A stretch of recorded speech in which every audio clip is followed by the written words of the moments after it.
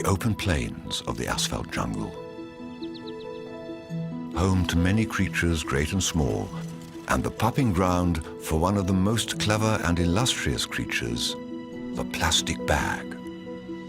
Today we explore the cycle of life for this curious creature, the plastic bag, on its migration to its home, the Pacific Ocean. Once released into the wild, the plastic bag is unsure of itself. It falters at first. But soon, with some help from the wind, the bag will be airborne.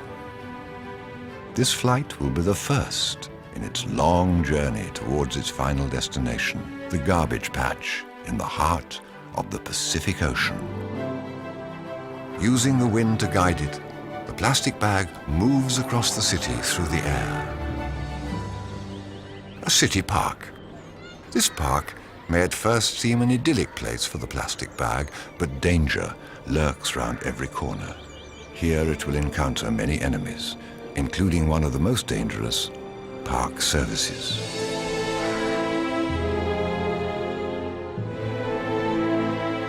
Poor little fellow. Looks like his journey ends here. Meanwhile, our little bag has encountered one of nature's most deadly killers, the teacup Yorkie. Once the Yorkie has locked onto its victim, there's very little hope of survival. But using its superior size and deft maneuvering, our bag manages to escape the Yorkie's talons and flee for its life.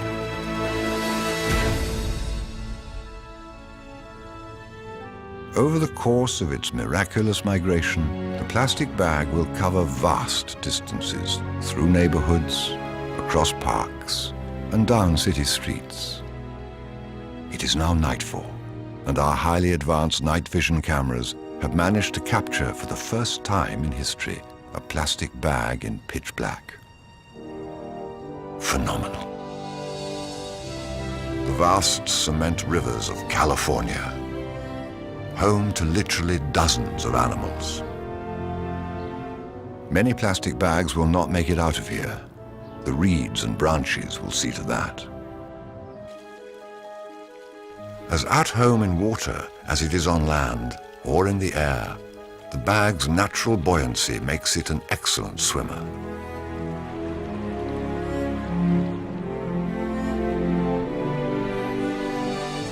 It's close now, and it can feel it. At last, the bag has reached the gateway to the open sea. Careful to avoid the mouths of hungry sea life that feed on the helpless plastic, the bag will travel hundreds of miles to join the thriving community of plastic known as the Great Pacific Garbage Patch.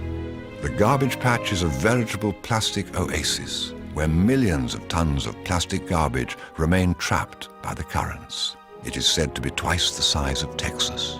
Never actually biodegrading, here the plastic bag can live indefinitely, peacefully coexisting with billions of other petroleum species before breaking into ever tinier plastic pieces, thus completing the plastic cycle of life. Good evening and welcome. So what are we doing wrong? Our scientists have been telling us for some time that we are well along in an extinction crisis, a catastrophe that nobody meant to have happen. Extinction of species now climbing past 1,000 times the normal background rate. The Earth's fifth mass extinction, as many of us know, 65 million years ago, wiped out the dinosaurs. And the worst mass extinction, 250 million years ago, wiped out 90 to 95% of the species. Cause unknown. Today's sixth mass extinction, which is underway, is caused by humans. Our spreading destruction of wild habitat, disregard for all the non-humans, those animals that don't have our species labeled, plants, and our flowing pollutants. Now, rapidly as well, the rising man-made global warming in which 20 to 50% of all species will be extinct or committed to extinction within the next 35 years. So many of us here have a good chance of seeing that. So I'll be your cheerful moderator for the evening, full of good news. as we hear from three great leaders who can detail not only why to be alarmed, but where plausible and even exciting hope, once you look at the reality, even exciting hope may be found and action taken. A little later, we'll hear from the woman who made the virtual reality film Collisions that you just saw, or can see afterwards. They'll still be here if you didn't see it before you came in. And from an anthropologist just back from the fast-rising waters of the Pacific. But first, a different panel. And that natural history film we just saw up here about the perilous homeward journey to the Central Pacific of the plucky little species, the lowly plastic bag, so sensitively narrated by Jeremy Irons, is just one of countless attacks now on our biosphere. We'll zero in on that problem from four angles: the sea, the animals and their minds, what sustainability really means, and the human condition, all the while looking for possible, plausible solutions. So, our first panel.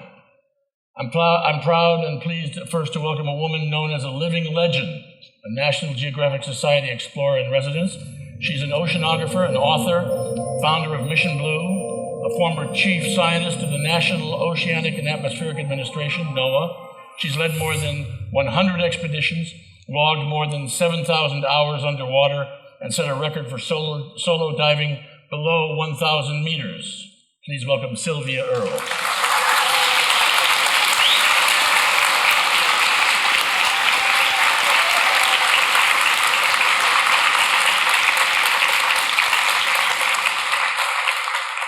Great to have you here, Sylvia. Also with us tonight is an ecologist and the first endowed professor of, this is his title, Nature and Humanity at Stony Brook University. He's a best-selling author of numerous books, including Song for the Blue Ocean, and his latest book, Beyond Words, What Animals Think and Feel. Please say hello to Carl Safina.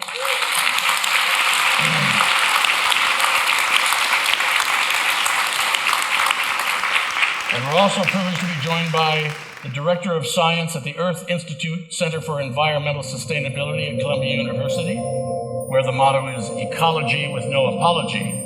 He studies the ecological and environmental consequences of the loss of biodiversity. Please welcome Shahid Naeem.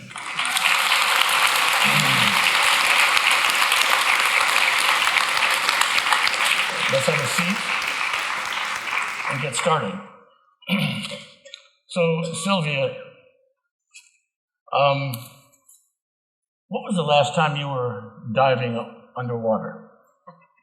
I mean, surely you don't still go scuba diving, do you?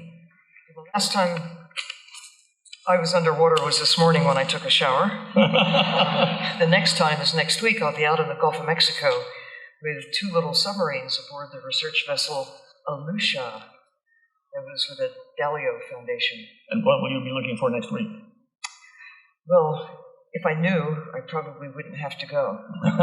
It's all about exploration. But truly, we are looking for the aftermath of the 2010 spill. I'll be in the company of Samantha Joy, who's a scientist from the University of Georgia, who's been tracking the fate of the disaster for several years now, well, ever since it occurred. To do a little time travel, you were one of the first, not just women, but one of the first people to put on a scuba breathing system and go underwater. Do you still remember what that first felt like when you first did it? Oh, it was glorious being able to breathe underwater. And if you haven't tried it, don't wait any longer. Really, the blue part of the planet is accessible to essentially everyone. Mask, fins, snorkel, scuba, an increasing number of submersibles available to the public. And vicariously, of course, you can do it, but there's nothing like jumping in personally. I think no child should be left dry. and that means all you grown-up children, too. Do you remember a first early moment of amazement when you were down deep and realized I can breathe? Oh, yeah. I mean, at first it seemed unlikely that you could actually do this, you know? But it doesn't take long. You just get in and take a breath and air is there. And then it's It's just the sensation of flying. It's not natural to us. But what does natural mean? But breathing is natural. It's just breathing underwater. So what seemed Sorry. Yeah. Well, what worries you most about the conditions of the sea? The complacency that people at large, generally, they fail to understand that our lives depend on maintaining the planet pretty much the way it was when we came along, 10,000 or 100,000, however long ago you want to trace our history. But certainly, the world is not what it used to be. I tell people I come from a different planet. And they say, yeah, we knew that, but it's the planet I knew as a kid really has changed. We've seen more change to the natural world in the last century, the last half century, and even in the last 10 years. The pace is picking up at a rate that is unprecedented in all of human history. We have the technological capacity to destroy, to unravel the systems that have taken all preceding history to put a planet that works in our favor. And we have undone it, or at least we're well along the way to undoing it. We are changing the nature of nature, but I think not too late to turn it around. But nature, imagine trying to have 7 billion people thrive on Mars. There's a great example of Earth without nature, without the systems that make our lives possible. If you haven't seen The Martian, check it out. Do you know where air comes from? Well, the Martian had to science it, figure out how to make air out of rocks, how to make food out of a handful of potatoes. And, it's just, we take everything for granted, and we think Earth is too big to fail. And I think 10,000 years ago, even 1,000 years ago, even 50 years ago, people maybe had some justification for thinking that no matter what we do, Earth will continue to go on and be okay for us. But we have already had plenty of signals half a century ago that should have awakened us to the need for us to take care of that which keeps us alive, our life support system that is built in on this planet, but nowhere else in the universe could we count on having such gifts ready-made for us and for all the rest of life. And we're discovering there's so many parts to this we can't even count them. We just saw this lovely little nature history movie about the plastic that we've heard about and can't believe. Have you seen it? I saw the film, but I have come from the pre-Plasticozoic era, and so I know that we don't have to have plastics. Most of human history, there were no such things as plastics, and plastics serve us well. I mean, I'm looking at shoes that are probably plastic. My computer has plastic parts and buttons on my clothes, but it's not the plastics that are the problem. We're the problem. It's what we do with plastics, and the idea that we have single-use plastics that we use once and toss, and they wind up, as the little film that preceded this presentation indicated. So that image you just saw was of me swimming in plastic soup in a World Heritage area 300 miles offshore from the coast of Costa Rica near Cocos Island. The winds and currents had gathered together this river of plastic, and it's obscene what we're doing to our life support system, the lack of respect that we have. What is the condition of the coral reefs? We've seen that in the headlines a lot lately. What's your feeling about that? Profound sadness, because I have been a witness to the change. The coral reefs that I knew when I began exploring the ocean in the 1950s, in that time, about half of the coral reefs, those beloved places that are celebrated around the world, that form like a jeweled belt in the tropical midsection of the planet. They're dead. They basically are not gone because the skeletons are still there, but they've died, or they're in a state of decline. And you may have noticed the headlines in recent weeks about the state of the not-so-great barrier reef that has seriously been affected over the years by pollution, runoff from agriculture that borders the eastern seaboard of Australia and ravaged by destructive fishing techniques. It's not about fishing per se. I mean, fishing has fed people and entertained people for perhaps as long as there have been people. But the large-scale extraction of ocean wildlife has really affected not just the fish, but affected the places they live. Coral reefs need the fish that live there, and fish need the coral reefs, and when either are destroyed or taken away, the other suffers. So what quickly causes the bleaching, the coral bleaching, and why does it matter? I mean, some people say nature's always going and having these ups and downs. What's different? Why does it matter? It's true, nature is always having her ups and downs, but we are the cause of the downs right now, cause of what is driving this shift in planetary temperature, among other things. But that is clearly an effect. Climate change, that is the warming, specifically puts stress on whole categories of the corals that make up coral reefs. There are many species, but they're tuned to a relatively narrow temperature range that is consistent in the tropics. It has been for a very long time. But recently, this shift in the warming causes the small plants that live in the tissues of the coral to escape. They just leave for whatever reasons. They are expelled by the corals, and it's a symbiotic relationship, a partnership with the algae and the corals.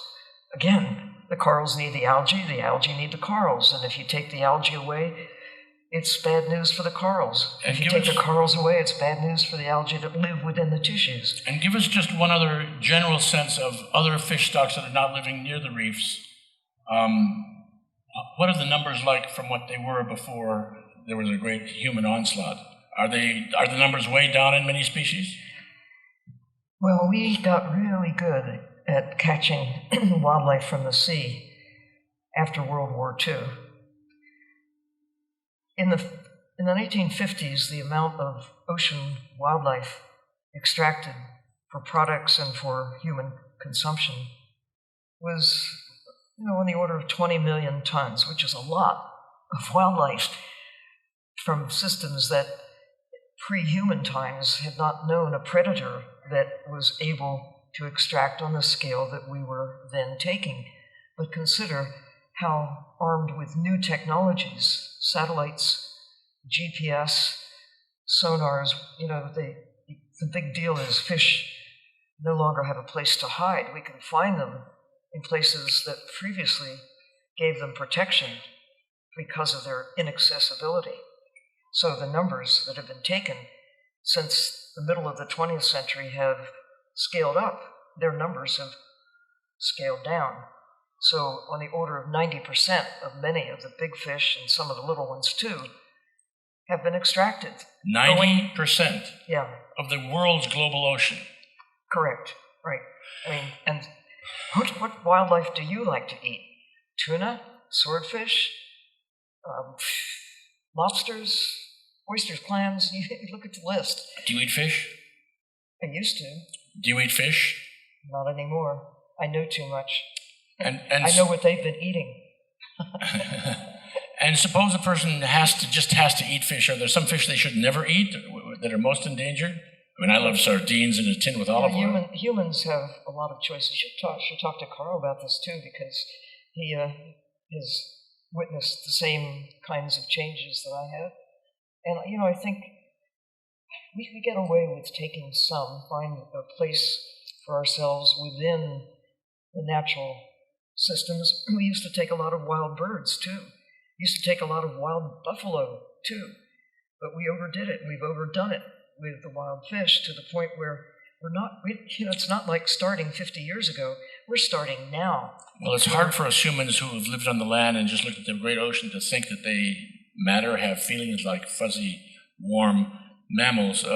Carl, do you think any kind of disregard for the actual animals themselves that are called fish has anything to do with what's going on here?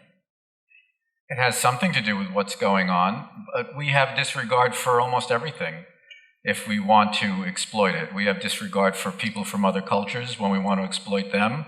We kill whales and disregard the fact that they are milk-producing mammals who love their babies like we do if we want to exploit them. And if we want to exploit fish, we just say they're unconscious and they have no feelings and can't feel pain. Can they?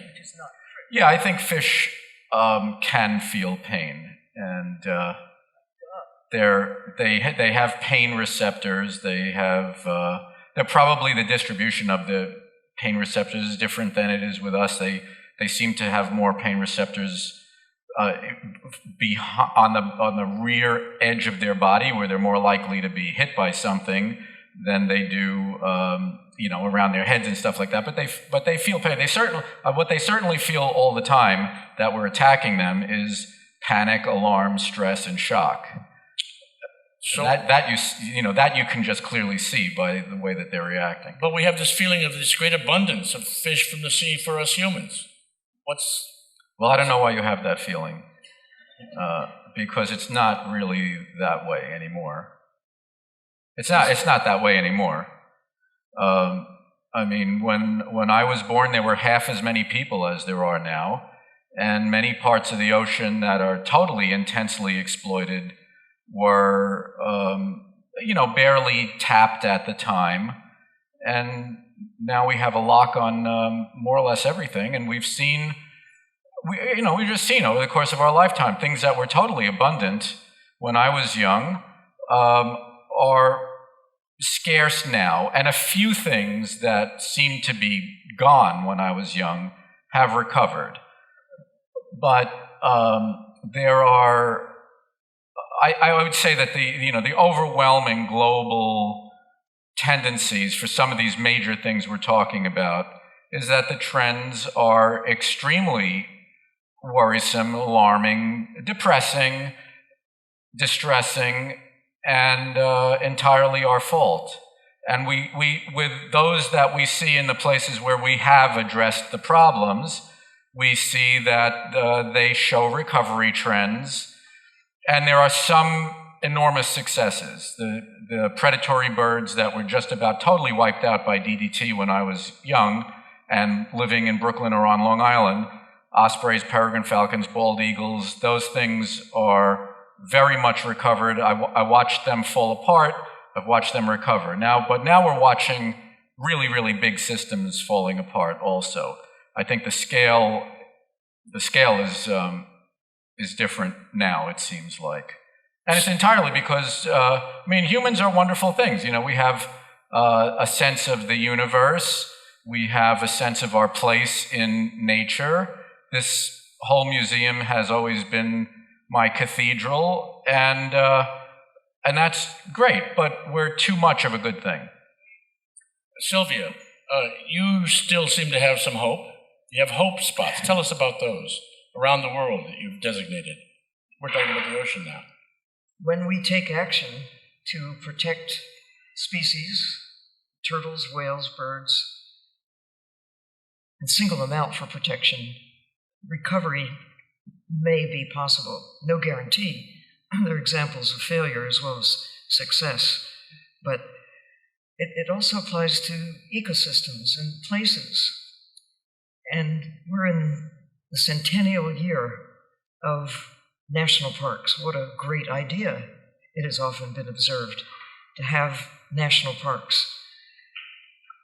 So 100 years ago, it became put into a system of national parks. And imagine if we had not taken action on the land if we had just left everything open to exploitation, and we had to start today to protect what remained of whatever did remain in the absence of care. So imagine the ocean. We have a new chance in this century to identify places that should be protected because they can serve as sources of restoration, places that are still in pretty good shape, or places like Chesapeake Bay that are not in such good shape, but with care have the potential to recover. And so hope spots are a name for places that in the sea, but might as well apply to the land as well. Cassius Ledge is right offshore from where we're sitting. So tell us about Cassius Ledge. We're looking at a map of it right now. It's just off Maine, is that right? I took the plunge and went to explore this mountaintop that almost, but not quite, reaches the surface about 100 miles east of Portsmouth, Maine. It's fantastic. There's a kelp forest 100 miles out in the middle of the ocean. Who knew? I didn't know. I attended a Boston Sea Rovers conference, and some intrepid divers followed the intrepid fishermen out there to this mountain peak that is crowned with this luxurious growth of kelp. And it has attracted a luxurious assemblage of cod, of lobsters, of whales. It's a paradise, but the surface, you can't see it. You just have to dive down about 30 feet, and there it is. But it slopes off very quickly into hundreds, then thousands of feet into the depths of the Atlantic Ocean below. So it's a treasure. It's really an extension of Acadia National Park. It just happens to be underwater. Every day in the newspaper, we read horrible things. Recently, the climate scientists, just 3 weeks ago, they announced from NOAA and National Climate Assessment Research Labs that within 10 to 15 years, global warming will mean that oxygen is leaving the ocean so fast that fish will be struggling to breathe within 10 to 15 years, and we'll see this. Why do you think that such admirable pioneers as these have not yet been able to turn it around? Because the news coming in is very bad. Well, it's a tough question to answer, but I think that the problem actually spans many, many scales, from those of us who care about the whales or those of us who care about a particular species, to those who are concerned with oxygen levels in the atmosphere and the ocean. And it's very hard for one individual to work across all of those scales. And I think actually we have some examples here of pioneers, as you said, who do go across them. But I feel that you used the word Earth system. And I think that the problem that we're facing is that our Earth systems are changing dramatically. And that requires a sort of holistic thinking that's hard to do. So I work on biodiversity, so I'm always thinking about all 8.7 million species at one time. But if I walk up to someone and says, well, how are the panda doing? Or how are the bluefin tuna doing?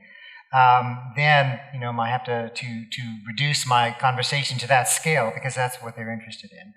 So if we can accommodate all of those different interests, from the systems level to the individual level, where we can get people concerned about individual species or groups of species and about natural resources, but then also start thinking about the biogeochemical processes, the atmosphere, ocean chemistry, and so forth, then we'll get the kind of thinking that we need in place.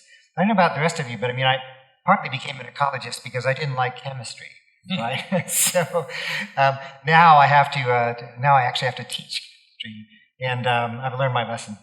But you've introduced us to what will be an increasing problem for us as we think about this. The extraordinary complexity of this problem is holistic, and we can't avoid the holistic connections that we have to pay attention to, as complicated as the Earth itself. Well, so that's an interesting point of view, because in fact, and maybe because I'm a professor at a university, I encounter young people who are definitely smarter than me. so I look forward to the next generation. But when you actually think about what people deal with in their life, they deal with global economies, they deal with large social networks, they deal with human health.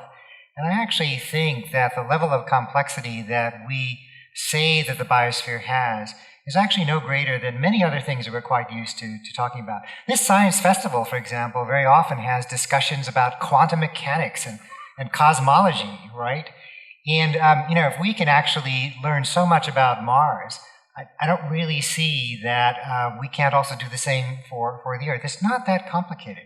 There's a big difference here, because if you need to, humans execute things like global health. You want to eradicate smallpox, humans have to eradicate smallpox. And if you want to try to understand or manipulate, especially manipulate the global economy, humans have to do that. But humans don't really have to do anything about the natural world or Earth systems. They function really well without us. And you don't have to understand everything about them as if you need to manipulate them to make them be okay. What you have to do is basically stop wrecking them and leave enough space for other creatures to simply live their lives, and for the processes of existence and life and survival and evolution to just continue on their own. They do very, very well without us. We're the problem. We don't have to understand it in order to solve it. We just have to let it be. That's as an ecologist, that's what I understand, is that we don't need to understand it to fix it. It's infinitely interesting to try to understand it. That's why I am also an ecologist, because it's infinitely interesting. But we don't have to understand the Amazon to let it exist. We just need to let it exist. Not cutting it down is a good start, for instance. The fish that are recovering in our local waters, we have a number of populations of fish that are recovering as a result of recent changes in the law and the management. And they're not recovering because we're managing the fish. They're recovering because we're not killing them as fast as we used to. And it turns out, this is an interesting scientific fact, if you stop killing them, they don't die as fast. That's one thing that we are learning. It's taken a long time. So let me ask you a question about personalities. Mine or Sylvia's or who's? Well, yes, and all of us. Yeah. Your new book is called Beyond Words, What Animals Think and Feel. And you've said that you wanted to figure out not just what was at stake, but who was at stake. What do you mean by that? What do you mean, who's at stake? What I mean, who's at stake? Well, we live on a planet with a lot of other company. And we don't usually think of it that way. We think that there's us, and that the whole world is for us, and everything is about us, and that all these other things are just out there, and they have names like macaw or chimpanzee, and those are all interchangeable. They're just like marbles that were shaken on a board. You can move them around. One is the same as the other, and none of that is actually how it is. These are also living things which, to greater and lesser extents, try very hard to stay alive, try very hard to keep their babies alive. They know where they are. They understand where the food is, where the water is, who their friends are, who their enemies are, what the dangers are, what they need to do to make a living and try to survive, just like all the rest of us. And if you look at every single animal where individual differences in behavior have been looked for, differences when confronted with the same stimulus, which is, in other words, personality. Something happens, you behave differently than I behave, you react differently than you react. That's personality. Every single species where personality has been looked for, from whales, elephants, apes, to spiders, it has been found. So that's what I mean by who. You're talking about in the species or in the individuals within the species? The individuals within the species. I mean, that picture of zebras we just saw, they all look the same. And those kangaroos, they all look the same. Everybody here looks more or less the same, too. A lot of white faces, I noticed. Oh, my God. They all do look the same. Look, they have two eyes and they have hair on top, so they must all be the same. There's no differences between this, whatever this group here is. Anybody who has a dog or a horse or anything like that, you get to know an individual of any other species. What you realize is that they are all individuals. That's Chula, that's my little dog, one of my two little doggies. She's one of the best friends I've ever had, and I mean that seriously. I'm not joking. She's one of the best friends I've ever had. She has a fantastic personality. We have another dog named Jude, and his personality is totally different. And if you got to know things like wolves or elephants or zebras, or in the case of a friend of mine who used to work here on the biodiversity side, he had a couple of tortoises in his office for years, and he told me all about the differences in personality, how that one loved his secretary, how that one used to bust into the refrigerator and then be very, very quiet munching the lettuce because he knew that if he got caught, the door would get shut on him. But who ever gets to see stuff like that because we don't watch? We think it's all about us and that they're all exactly the same, and they're not. But these schools of fish we see underwater, Sylvia, surely there's not personality differences between those uniform fish, those sardines that taste so yummy when you... A difference between personalities? You bet. You bet? You bet. Really? You're reminding me of a story I heard about 30 years ago when I was being taught how to scuba dive down in the Caribbean. And this scuba diving teacher claimed that there was a flounder that was very naughty and loved to come along and break away from the group. She took us down, our group swam around, and the flounder came up and started behaving very unique. But you find this also in individual fish? Well, I think I had an awakening the first time I had a chance to actually live underwater, stay underwater in the same place for a couple of weeks. Got to know the fish that lived in that area, that moray eel that was over in a certain part of the reef, 5 angelfish that lived in different places, but they got together early in the morning, just at dawn, and they traveled around, they palled around together, and I mean, it just came into focus for me. I should have known this and seen it before, but I started looking at the faces of fish, and I still take people now into aquariums. I say, now, you see that bunch of mackerel at like the Monterey Aquarium or the New England Aquarium, whatever. You look closely and you can see they're all different. They really are. And it's not just the appearance. The little stripes like on zebras, if you look at them carefully, no 2 zebra has identical stripe patterns. No 2 black cats are exactly alike if you really look at them. But it's the personality too. They behave differently. Come to think of it with humans, if we have a group of other humans that we want to be mean to, we'll decide that they are all like this. Yeah, it is the same. It is the same with animals. It's just that it's... We're just starting to wake up to that fact. We've woken up to it more or less with human beings. Well, why did scientists resist this obvious fact? Well, until about 1960, no one ever studied the behavior of wild animals. People who studied elephants before Ian Douglas Hamilton, they shot them, and then they they sawed their teeth in half to see how old they were. And, things like that. Those were studies of wild animals. The other thing is that when people started to formally study the behavior of wild animals, they had to strip away a few centuries of caricaturization that, foxes are clever, grasshoppers are lazy. So the scientists said, well, okay, none of that, we're going to just wipe the slate. But then they said, well, we have no way of knowing, and we can't, they started making all these rules. We can't say that they are we can't say that they are having a fight. We have to say that they are behaving agonistically. They made up all these new names, like agonistic instead of fight. They're fighting over territory, they're fighting over mates, but they're not fighting only humans fight. Only humans do everything humans do. Everything else that does the exact same thing for the exact same reason, it's not the same thing, which is totally absurd, completely non-scientific, because guess what? The organizing principle of biology is that everything is related through evolution. That's the organizing principle. So the idea that we are categorically different in all these behaviors is not scientific at all, and it's patently absurd. So there's that problem. And the other problem is we just, pet lovers and things like that, we see with our pets that there are individual differences, but very few people know anything about the lives of wild animals. How many wild animals do you get to watch? Oh, it's very hard to do. It wasn't done. All the people who started it, Jane Goodall, Ian Douglas Hamilton, George Schaller, those people, they're all still alive and still working. That's how new it is.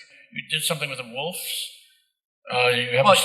You can tell what an animal is thinking in three ways that are exactly equivalent to how you can tell what another person is thinking, because you can't exactly know what another person is thinking. That's why we say, how are you? Because you don't know.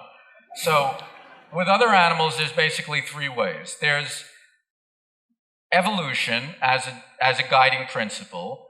There's the biology of the nervous system. And there is the logic of behaviors. You see the workings of the mind in the logic of behaviors. If an animal runs from something dangerous, that's because they're running from something dangerous. If they act frightened, it's because the emotion that makes them run is fright, and etc., on and on.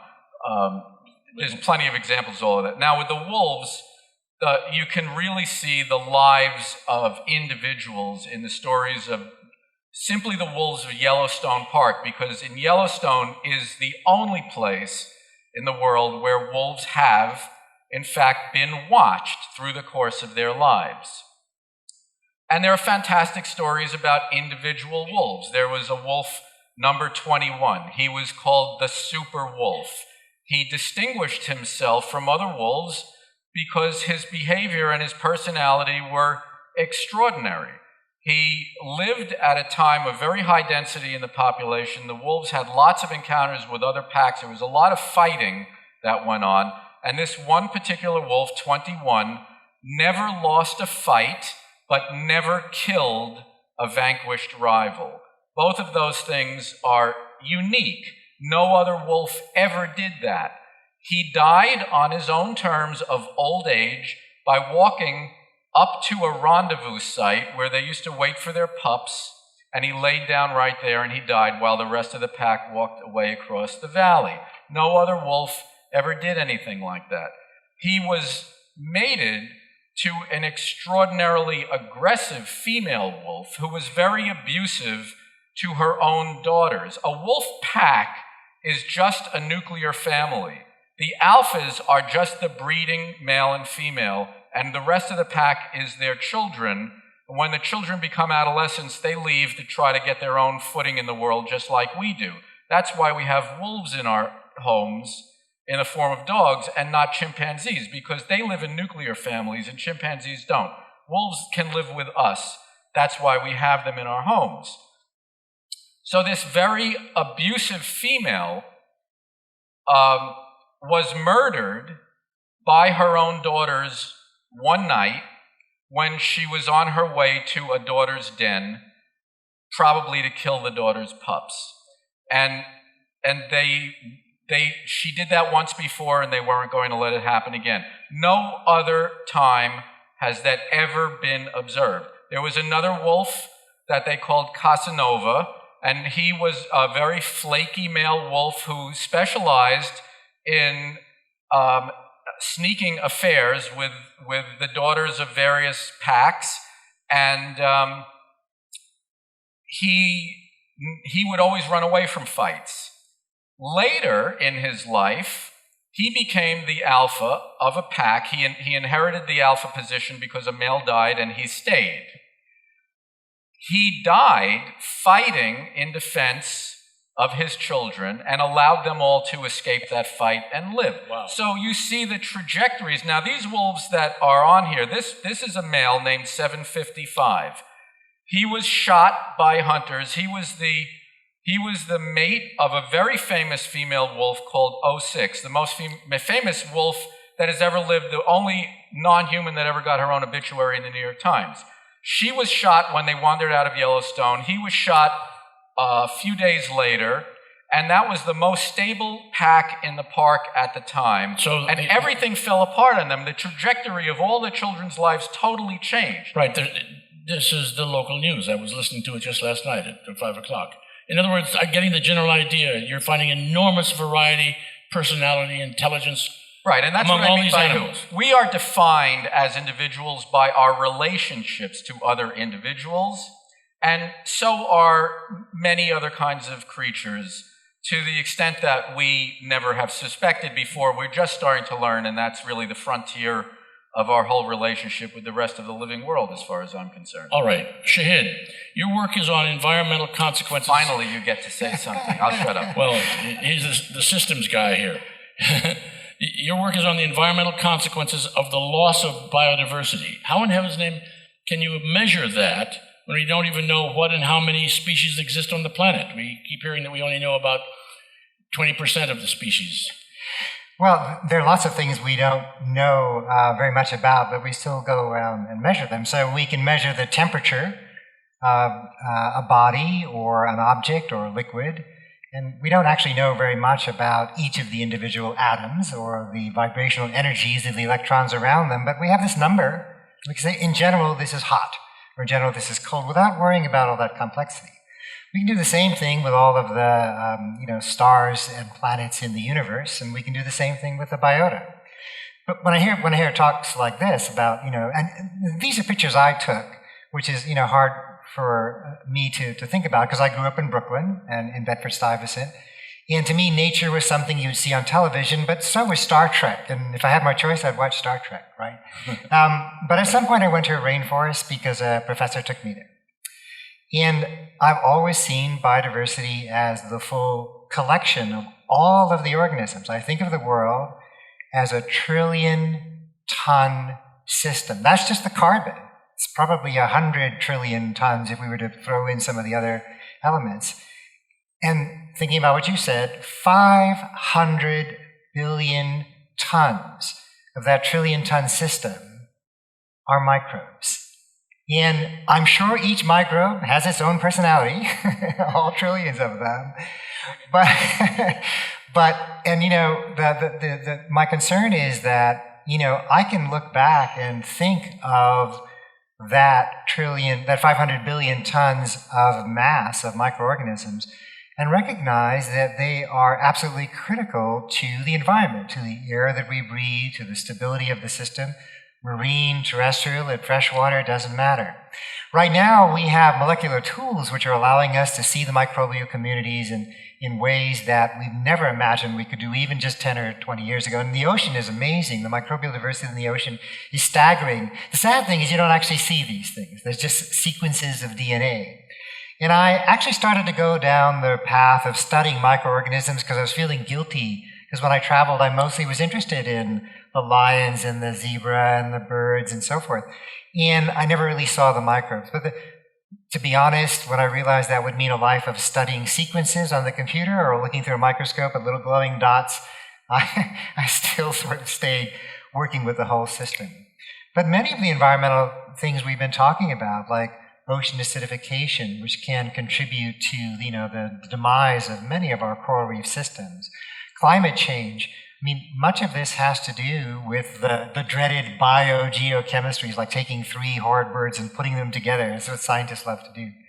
But then if I really want to understand that, at some point I have to stop, thinking about the individual organisms and their individual behaviors, because that resonates with me a lot, which is where I always like showing pictures of wildlife that I've taken. And my 2 cats are among my favorite, species in the world. But I think I've never seen an insect that I wasn't fascinated by. In fact, my degree is in zoology. My PhD is in zoology. I've never seen, when you see microorganisms under the microscope, I don't know how many of you have gotten a chance to see protozoa. I get the feeling that you're taking us in the direction of looking at systems more than individual species. We have charismatic species, the lion, the panda, things we can see. But I take it that you're suggesting that getting over this enormous catastrophe that we brought on ourselves and our fellow inhabitants of the planet means that we also have to look at systems, not just individual species. Is that right? We do, but exactly when I see these species, and I love these are pictures I've taken in Africa. The secretary bird is one of my favorite birds of all time. And as I said, I love insects. But I always take my camera and I take the time to look around because I love the living world. But when I see each of those animals, even when I see your dog, even when I see you, and when I see you, I realize that right now we are contributing to this system. One of the exercises I do in class is I don't have a computer, but I'll take out something like this, and say, imagine that there are 8.7 million parts in here. I really value the phone or my computer, even though I actually don't know very much about the millions of parts that are probably in here. One of the things I do is I often take off the back and start pulling parts out of it. And then, if you ask somebody how much they'll pay for the iPhone right now, they'll probably pay a few $100. If I take one part out of the iPhone, nobody wants to buy it, right? If I take two parts, they then want to pay me to dispose of it, they want me to pay to dispose of it. And the thing is that I value the iPhone. Now, I'm a bit of a geek. I love my Raspberry Pi. I don't know how many have Raspberry Pis out there. And I actually think a transistor is a beautiful thing, right? When I look at an ecosystem, I see an iPhone. When I see those schools of fish, I see them as all connected into this big system. We love systems. We love automobiles. We love televisions. We love social networks. We love our country. Our country is a big, complex system. All of you are parts of our country. And, we can appreciate our individual roles when we all go out to vote for our interesting pair of presidential candidates that's coming up. You have the opportunity to participate in that system or not.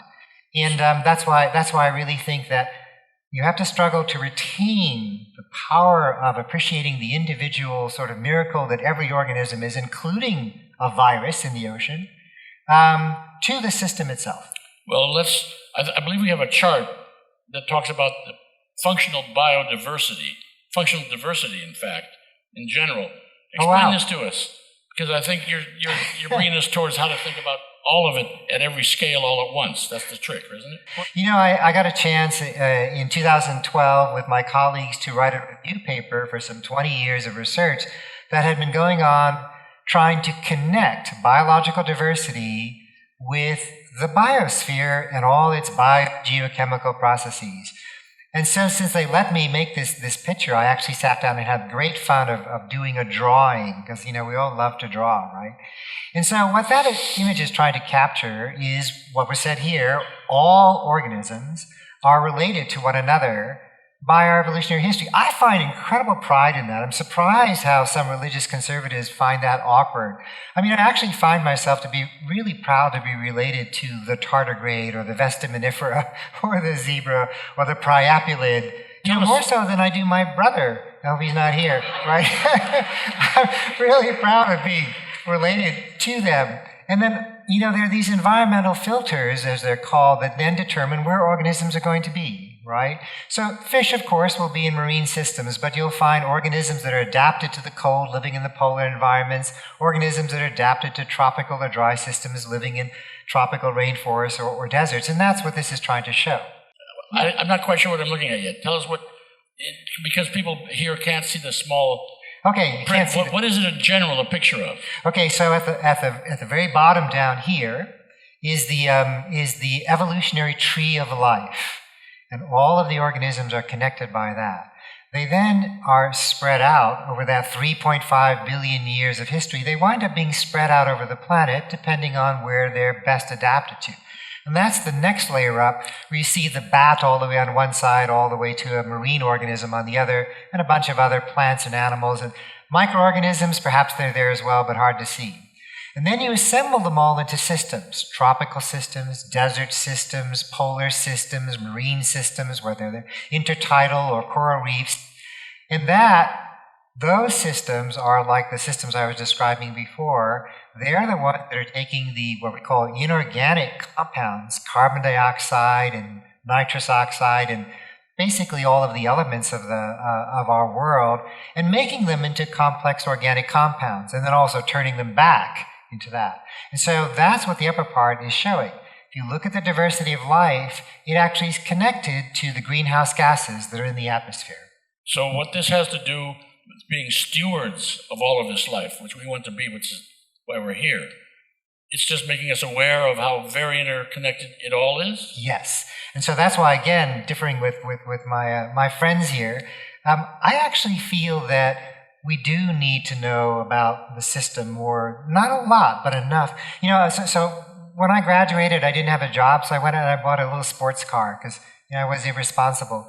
But what was great about it is that I went to the store and I found the Chilton manual for an MGB, right? And it was full of diagrams and instructions and wiring, and I was able to restore that not functioning car, right? I feel we're now stewards of Spaceship Earth. And it's making funny noises, right? It's a little warm, things are bleaching, stuff is disappearing, parts are falling out. And I go to the back of the sphere, and I take out the manual, and the pages are blank. And it's like it's got a list of parts. It's like, got a big this museum has lists of parts, but it doesn't tell me at all how the thing is it working? And if it's not, can I fix it? Can it be restored? What do I need to do? I'm not asking for much. I'm just asking for a repair manual. And then I say, okay, well, I'm going to go to the toolbox. What's my toolbox? In my toolbox, I have a sledgehammer and a crowbar, right? This is the tools we work with on this planet. And that just doesn't strike me as a very smart way to go.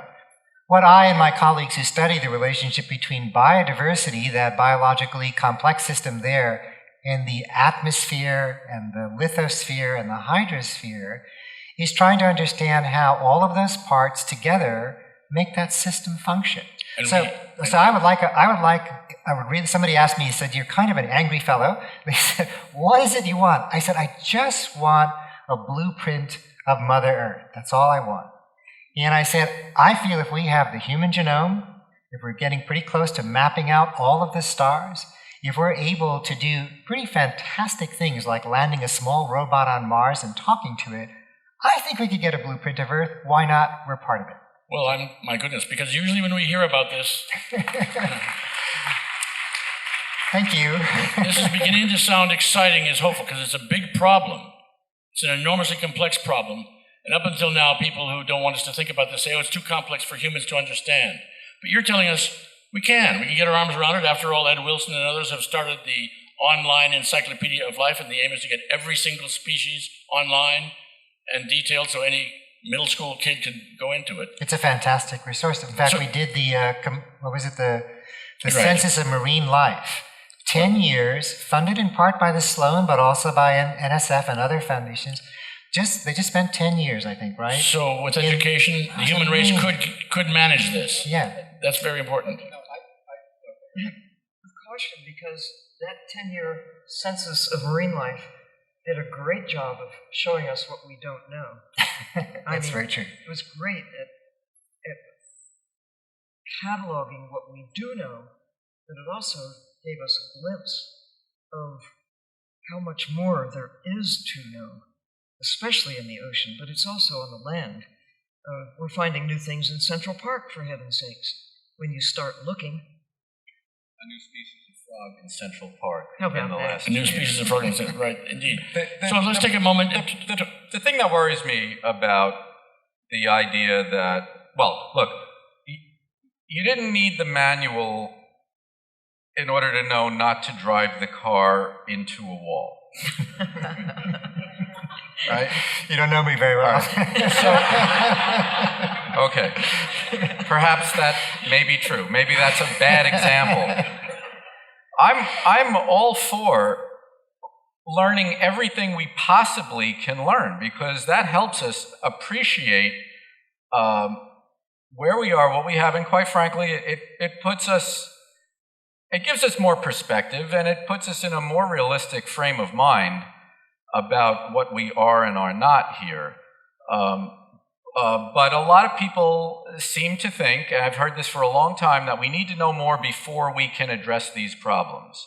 And when it comes to the living world, we know plenty about what not to do, what to stop doing, what to get going on, and there's no reason to delay.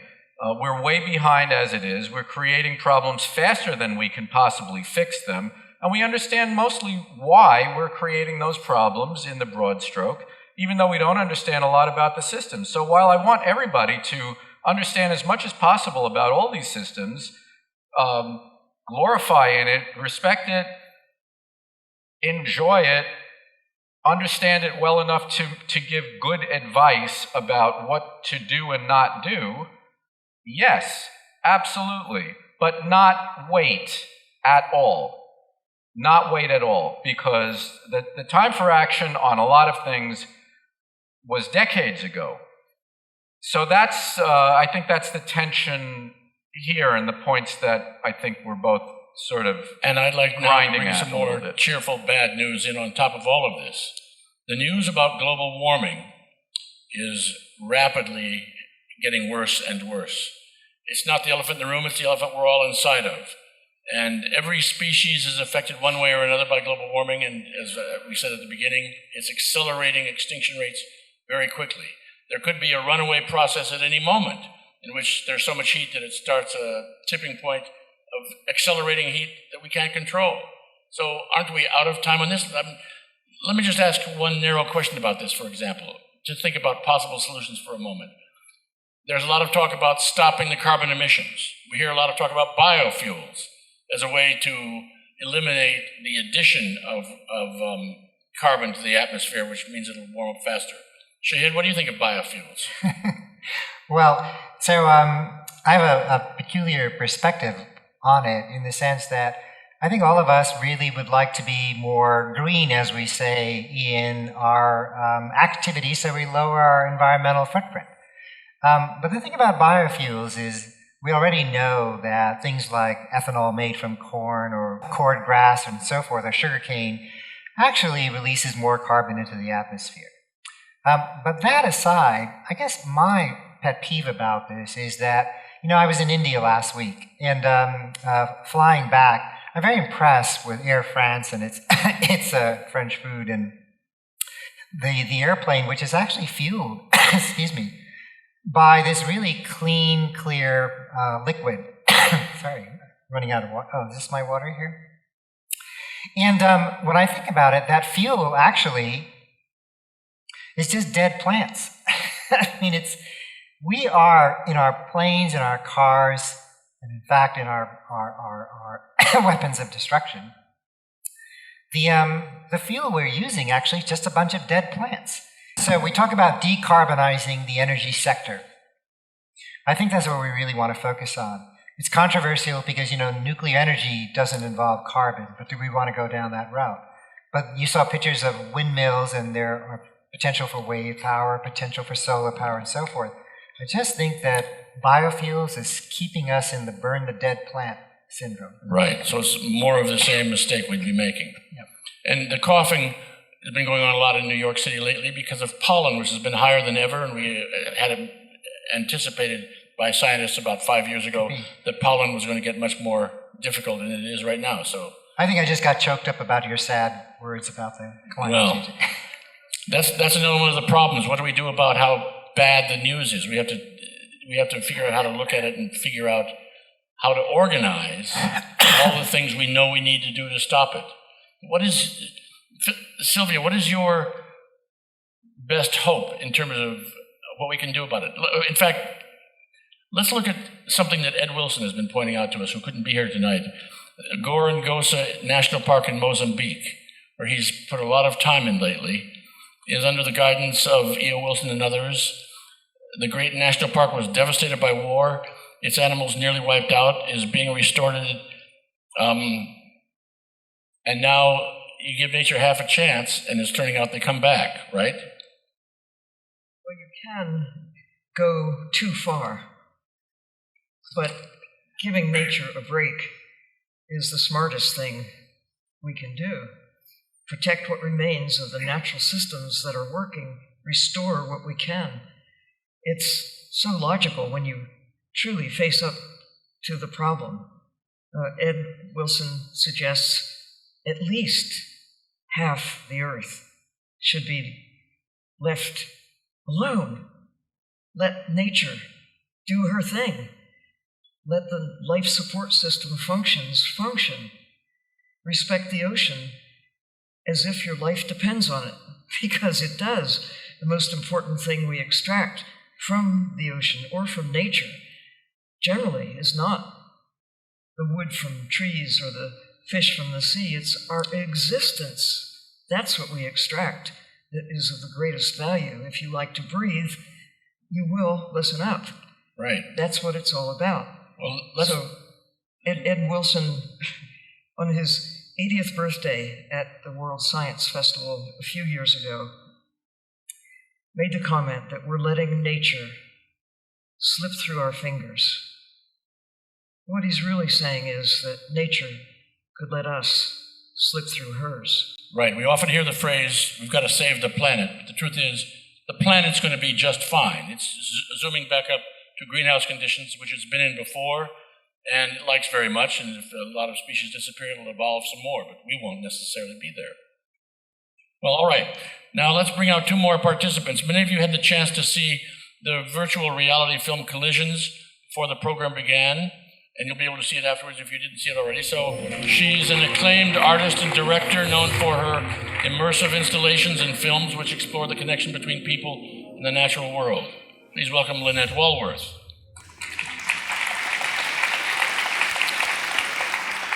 And finally, we're lucky to have an anthropologist, Jennifer Newell, who is curator of Pacific Islands here, an anthropologist here at this museum. She's researching climate change and its impact on the lives and cultures of Pacific Islands. Jennifer Newell, thank you very much for joining us. Thank you. Lynette, you've brought us this amazing story that we've seen in this virtual reality film that you made. You're calling it Collisions. Mm-hmm. What collides in that film? Well, what collides initially is Nyeri's and the Madu people's sort of long-term relationship to place with our technological development. So if you haven't seen this film, Nyeri, who's standing there, is a Madu man. The Madu lived in a part of Australia that was people didn't want for grazing or growing, so they were left alone for a lot longer than many of the Aboriginal people of Australia, and their first contact was in the 1960s. They lived until then as every generation had before. But in the 1950s, Britain was testing atomic bombs in the outback of Australia, 7 atomic tests. And Nyeri, because the Madu were nomadic people, was moving through part of that area. Unbeknownst to Britain, they took an area that had a trade route running through it, so people from other tribal groups could move through. The area was 5 times the size of Great Britain. One man in a 4-wheel drive was driving around, trying to make sure that no one would come in contact with those tests, and he didn't succeed. So in the 1950s, Nyeri was walking through there, and what he collided with, his whole world vision collided with our technology. And what he thought that was is why that film exists. When he saw this blast that he did not know was an atomic bomb. Yeah, so until then, the Madu, who I've worked with now since 2012, 2011, their first contact story is a recent, and so then very in living memory. Everything they saw that was new, they could only relate to what they already knew. So the intervention of something into that worldview that was unknown could only be read according to the known. So when I asked Nyeri, what did you think that was? He said, we thought it was the spirit of our gods rising up to speak with us. And what did he think after you explained to him what it was and showed him the film of Oppenheimer? Well, when I met Nyeri, he already knew what that was because I met him 4 years ago, but for a period of time that I don't know the length of, he ate kangaroos that were wiped to the ground by the aftershock. He thought his God was giving him a gift. So the Madu men, especially nomadic hunters, spent all of their time trying to catch kangaroos in that way of consciousness that you would talk about, watching a mob of kangaroos, seeing which was the old, seeing which was pregnant, seeing which was young, choosing the oldest one, knowing that that was the one to take. So, but here in front of them were a whole lot of levelled kangaroos. So they thought God had given them some special gift. And a lot of people got sick as a result of... And he tells that they took those kangaroos and ate them. They were irradiated. And it made the people ill. This is all oral. This is not written down anywhere. This is not even known very well in Australian history. And many people still don't know that Britain tested atomic bombs in the outback of Australia. Britain dropped 7 atomic bombs on top of a land. I understand there was only one sign warning them that it was going to happen, and it was in English. How many Aboriginal people died? So it's not known because this one man was given the responsibility to make sure that there were no peoples there. The traditional people of this area, the Maralinga Jarraja people. So as I said, Neri was a Madu man from Western Australia. He was moving through the trade route. The Madu were driven off that land by various processes. The Maralinga Jarraja were driven off that land. But one British man was given the responsibility. He was Australian. One Australian man was given the responsibility. He was Australian, Now, yeah. what is this story? Forgive me for asking this. Our time is short. This story has deep meaning for what the purpose, the title of this meeting here is, How to Be Stewards of the Earth. Yeah. Is it to you an example of how not to? When I talked with Neri about this story, so he now, many years later, understands this was an atomic test, understands the implications of that. But he comes from a group of people whose entire way of thinking is multi-generational. So stewardship for them means he does this gesture. When I talk to him about this, he does a gesture which is like passing something around the back of him and bringing something forward. This beautiful gesture. What that means is these ones are always going and these ones are always arriving. And you have to be aware that these ones are on their way.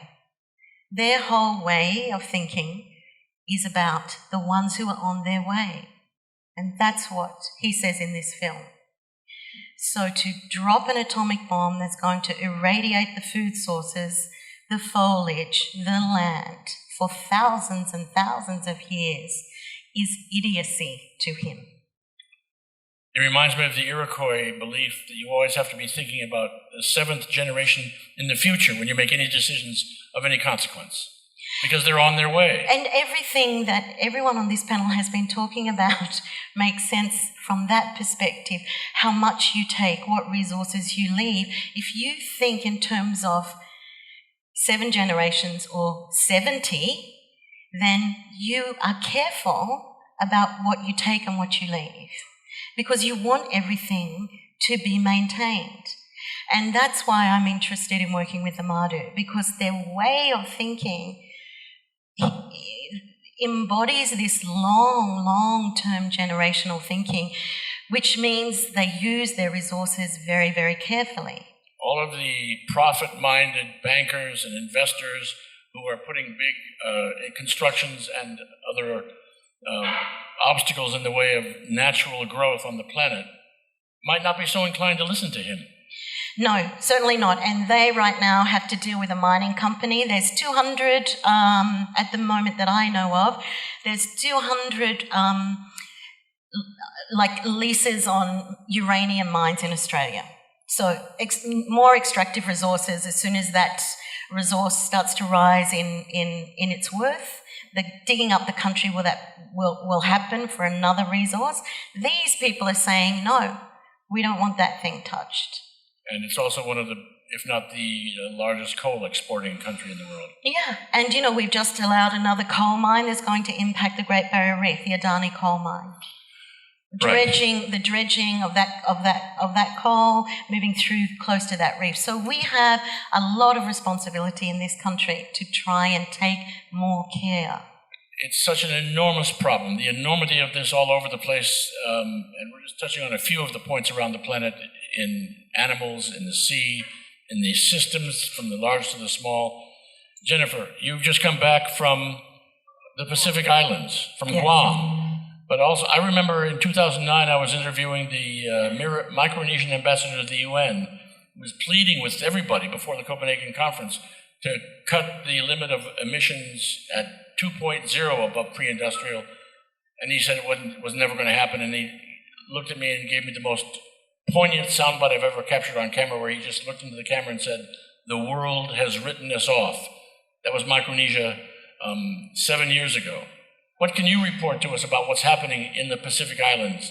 Kiribati we've heard of, and other places as well, the Seychelles.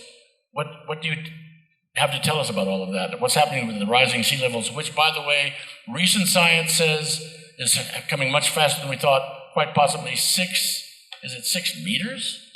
Or 6 feet. 6 feet by the end of this, by the end of this century, which is horrendously fast, because 15 of the 20 largest cities in the world are on sea level, and that's cities, to say nothing of these ancient, thousands of year old cultures.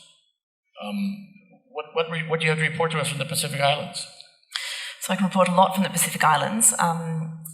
There are many islands which are very low-lying, so lots of coral atolls, such as the Marshall Islands, Kiribati and others, which, because they're low-lying coral atolls, are often very, just a little way above sea level. And the Marshall Islands, which is made up of 29 coral atolls, which is also comprised of about 1,000 islands, at no point is it higher than 6 feet. And there's been 1 foot of sea level rise over the last 30 years. But as you've just said, that level is increasing. So what happens every month, every 2 months, is there's an especially high tide, and that now reaches often right across the atoll, right across the island, because these islands are usually only about a mile across at the most. People have been living here for about 2,500 years. This is their ancestral homeland. Leaving is not anything that anyone can really comprehend. Losing their land is not something they can comprehend. As the very powerful poet Kathy Jekyll Kishner has said, we have never wanted to leave. We are nothing without our islands. There are many people in the Marshall Islands who have been able to represent their plight in international fora like the UN, and Tony de Brum recently was at COP21 in Paris, and I think it was at that event that after he had presented the case, that if we agree to more than 2 degrees warming, then that's the death warrant for our peoples, for our culture, for our place, for our land. I think it was one of the representatives from India who said, who cares? And so that's what they're up against. Yeah. Right, who cares? I mean, these are just little small peoples, small islands, they're small on the map. Why should we care? You lose something little, you lose a lot. We're all interconnected, as we've just seen. We're all interconnected with the species of this planet. We're all interconnected with the other people of this planet. These independent nations, what are they going to do? Or what are they already doing? Isn't it true that some of them are already being wiped out as nations, in effect? Yes, so there are islanders who've had to leave. So the Carteret Islanders have had to leave, and they've moved to Bougainville. The PNG government, the Papua New Guinean government, has given them a small parcel of land to try and to recreate some sort of life there for themselves. But they're an ocean people, and it's very difficult to try and live in this very new environment. What's happening in other places is they're trying to come up with plans for the future that might involve migrating in community groups to suitable places elsewhere. Marshall Islanders are particularly tightly connected to the US because of the Compact of Free Association that's been set up because of the 46 nuclear bombs that were set off in the Marshall Islands in the Cold War era. So because of that, the US has an ongoing relationship with the Marshall Islands, and Marshall Islanders are able to come and live and work in the US. And that means that a lot of Marshall Islanders are considering moving here. Many have moved to places like Springdale, Arkansas, where it's a cheap kind of lifestyle, and people are able to maintain themselves there, and then they keep together a community of And what about their economy? For example, when fishermen are told, you can't fish this kind of fish, but you can fish that kind of fish. Yes, so there are difficulties with the international community not really understanding or bothering to understand the local economies, the local ways of managing resources, and often coming in and instituting a broad-scale marine protection area or some other restriction without really understanding what the locals have been doing and managing for thousands of years. So there needs to be more conversations. There needs to be more listening to what the islanders are saying, because they're saying a lot. It's just that the international community is not really listening. I think that's one of the key things we can be doing. And I'm noticing that what are said by many people to be the two great existential threats facing humanity in our survival, nuclear holocaust, which happens either all at once or not at all, and global warming, are both happening to them in one way or the other, because they've already had nearby nuclear tests as well. Yes, that's right. So in places like the Marshall Islands, where they have had a history of large-scale disaster and large-scale moving, relocation from homelands to new places, they've got some experience of the kinds of disasters and problems that they're having to face now, and so they're resilient people. But then again, they also know that they need help from the international community, and so many island governments and island individuals are asking for help. We're at a very important watershed moment. We have the beginning of enough knowledge as a unified species. If we can get over our distractions and wars. It's knowing. Knowing is the starting point. And as never before, as I say, we know what we could not know, could not understand. There's been a revolution. We've learned more, literally learned more in the last half century than during all preceding history, because we have the means to discover that did not exist, whether it's in the skies above or the depths of the ocean or within our own bodies, and to be able to correlate and look at patterns. We have the capacity to enlist computers to help us crunch the numbers and look for answers to the questions we pose. And the fact that we care and we can see the consequences of our behavior is a really good starting point. But as we've been saying, there isn't much time. The next 10 years could be literally the most important in the next 10,000 years. And it's now. I mean, so, woohoo! You want to be a hero for humankind? Yes, I think, Jennifer? and it is now. We do all have to act. I think this is the last generation which can actually do anything to help actually save us as a species. And I think, as you pointed out, we do have computers. We can all do a lot of personal activism. We can all consume less. This is a crucial thing. We all have to consume less and care more and educate ourselves more as to what's actually happening out there and how we can help and actually care enough to make that happen. Partly I work in the field I do, trying to give visual images of things that I think it's hard to imagine. I think partly our focus on our own, not just our own families, but our own country is a limitation, that we're not seeing the connection in the events that are happening globally, which is what people here have been talking about, that for us in Australia, we can't just concentrate on what's happening to the Great Barrier Reef. We need to also be aware of the fires in Alberta, Canada. We need to be aware of the fires in Siberia, in the forests. We need to be able to, if we could see what's occurring at one time. If we could see what's occurring at one time. Yes. Very interesting phrase. What do you all think of the mainstream American media covering this? Do you think it's been a good job? Do you have any opinions about it? Please, Carl? Well, for many years, the mainstream media has been lazy enough to think that a good story is where you take the two opposing views and you just put them there. And you don't sort through and see which view is truer and which view is nonsense, which view has 90% of the people who know anything about it saying one thing, and which view has two people funded by some industry saying the opposite thing. That was incredibly irresponsible, and everybody did that for a really long time. The New York Times even did that for a really long time with warming and climate change. Everybody has stopped talking about the world population problem as the complete catastrophe that it is, or the solution to it. The solution is that if you look at the countries where the population has stopped growing or is declining, it's where women are full citizens and they can go to any school they feel like going to, or own a business, or get a bank loan.